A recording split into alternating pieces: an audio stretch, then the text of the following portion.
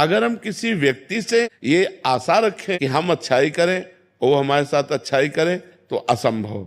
ये कलयुग है, यहाँ कपट छल, मतलब अगर आप उनकी ऐसी परिस्थिति में जब कोई सहयोग नहीं दे रहा, सहयोग दे दिया और उसको पता चल गया कि आदमी तो सरल स्वभाव का दयावान है, तो वो आपको नष्ट करने की भी सोच सकता है कि इसको फंसा लो। वो ये नहीं सोचेगा कि जब कोई साथ नहीं दे रहा था तब इस व्यक्ति ने साथ दिया, मैं कृतज्ञता प्रकट करूं।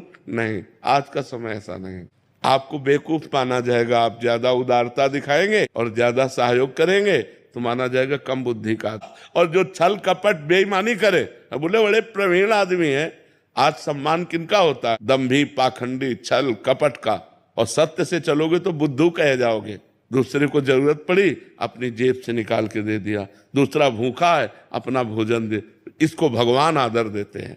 तो हम जब जिसको भगवान आदर देते हैं उसका कोई अनादर नहीं कर सकता, वो आगे चलकर प्रकाशित हो जाएगा। इसलिए आप भगवान से जुड़ो, इंसान की सेवा करो भगवत भाव से, बदले में उससे मत चाहो, तो आपकी अच्छाई आपको भगवान तक पहुंचा देगी। पर जी हम क्या चाहते हैं कि भी हमने अच्छा किया तो अच्छे का परिणाम तत्काल अच्छा मिले, बट महाराज जी ये तो पक्का है ना कि बाद में मिलेगा हमें? पक्का 1000% पक्का मिलेगा।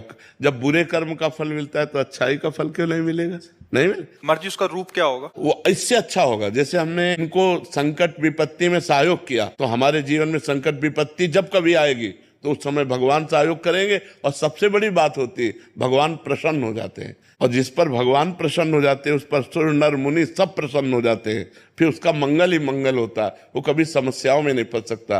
देखो, हम लोगों की एक अहम वृत्ति है जो इतना तो चाहते हैं कि भले आप हमारे बदले में कुछ ना करें, लेकिन मुंह पर इतनी बड़ाई तो कर दें। इतना काम सुनना चाहते, ये भी हटा दे, ये भी इच्छा हटा दे। वो बोले ना बोले, नेकी कर दरिया में डाल, मंगल हो जाएगा तुम्हारा। भगवान प्रसन्न हो गए तो सब बात बन जाएगी। महाराज जिससे संतोष हो रहा है कि बाद में तो अच्छा होगा, बहुत अच्छा होगा। ये जो आप कर रहे हो सरकारी बैंक में जमा हो रहा है। जैसे आप किसी को दवा दिला देते हैं, किसी की विपत्ति में सहयोग कर देते हैं, किसी को भूख मिटा देते हैं, किसी को, वो बोले ना बोले लेकिन मालिक देख रहा है ना, वो हिसाब आपका करेगा। वो हिसाब करेगा तो बहुत अच्छा करेगा। इसलिए हमें संसार से नहीं, संसार के मालिक से जुड़े रहना चाहिए। और ये सब कार्य संसार के मालिक को समर्पित करना चाहिए कि आपकी प्रसन्नता के लिए मैं कर रहा हूं, बढ़िया बात बन जाएगी। वही कार्य कर्म बन गया और वही कार्य कर्म योग हो गया। जो भगवान को समर्पित कर दिया गया वो कर्म योग हो। कर्म योग भगवान की प्राप्ति कराता है। और जिसको भगवान मिल गए तो फिर क्या दुर्लभ रह गया, सब आनंद मिल जाते हैं।